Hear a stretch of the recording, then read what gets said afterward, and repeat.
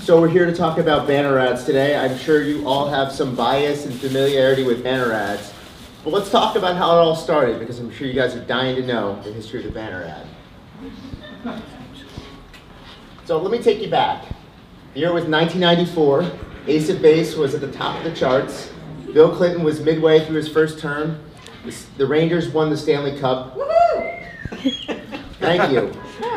And the internet was a very different place. So let me introduce you to hotwire.com. So Wired magazine, you guys, some of you are probably familiar with this, technology magazine. They decided in 1994 to make the first ever online magazine. But they had a problem.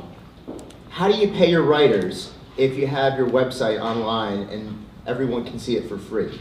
Now, this is before credit cards were safe on the internet, and you couldn't have a subscription, you couldn't do e-commerce, so they needed to solve this problem. They thought, what if I place an ad at the top of my content and charge per click? So they decided to go ahead with this idea, but the challenge is you need a client to sell this idea to. You guys all know about clients, right? How maybe new ideas are a little scary for them. But one of the digital agencies at the time had the perfect client. We ran ads like... Have you ever borrowed a book from thousands of miles away?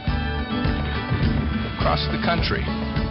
Gesture ahead. Take next. Without stopping for directions? Route 101. Or sent someone a fax? From the beach? You will. And the company that'll bring it to you, AT&T. AT&T had these you will ideas, these you will campaigns, and they decided to do the first ever banner ad. So let me show you. You guys ready? You guys ready for the first ever banner ad? Come on, you guys ready? Have you ever clicked your mouse right here? You will. So how do you guys think this did? Can I get a few guesses? Percentage. What click-through did this get? 67. 67. Steve? 30. 30. Colleen? 98. 44%. 440 people out of every 1,000 clicked here. How do banners do now? 0.17%. 2 clicks per 1,000 impressions. So what happened between 1994 and now? Well, you have banner blindness. You don't even pay attention to these banners.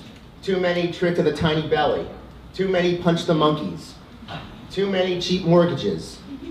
Too many moms return to online schools. Too many click your for your hourly prize.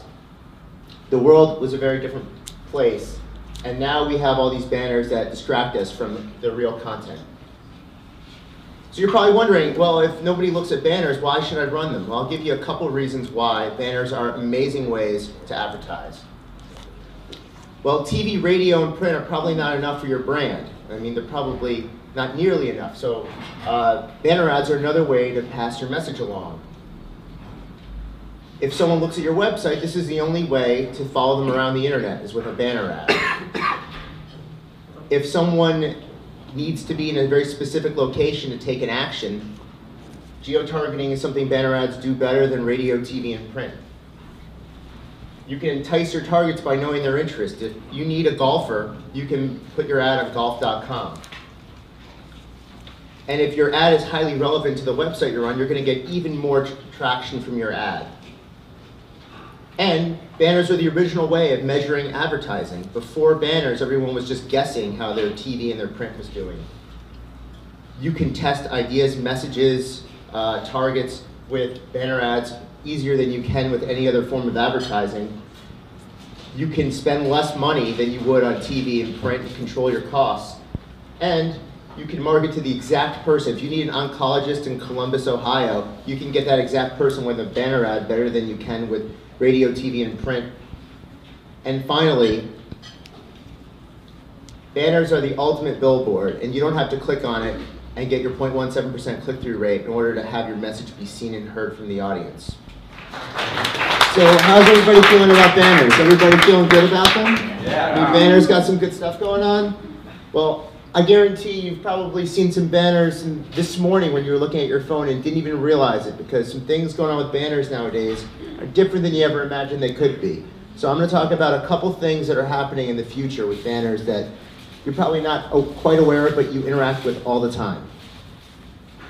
You look through your feeds, you stalk the feeds, Instagram, Facebook, and you're seeing new versions of banner ads. So on the left, we have MedPage Today with 425 likes and 153 comments on an ad about prostate cancer. So I think that's pretty cool that they're able to do that. On the right, you have Instagram. You probably see these every morning trying to get you to buy something. So they use in-feed ads to try to get your attention. There's native ads. So you have your Mashables and your Atlantics and your Wall Street Journals and New York Times. They're doing sponsored and advertorial content. And when you're looking through for something to read and some type of content, you're actually seeing, click here to read about this thing, and that's another version of a banner ad. And finally, interactive kind of banner ads, which Jacob and Ben touched on. This is for a content capsule for joints, and you can have videos, you can have signups, you can actually make amazing things with banner ads. So I want to leave you guys with just a quick stat. 70% of consumers say they'd rather learn about products through content rather than through traditional advertising. So the way banners are going now is to appear more and more as content, which is exactly what people want. So the next time you're surfing the web, take a look to see all the banners that aren't banners and see what you think about them. Thank you.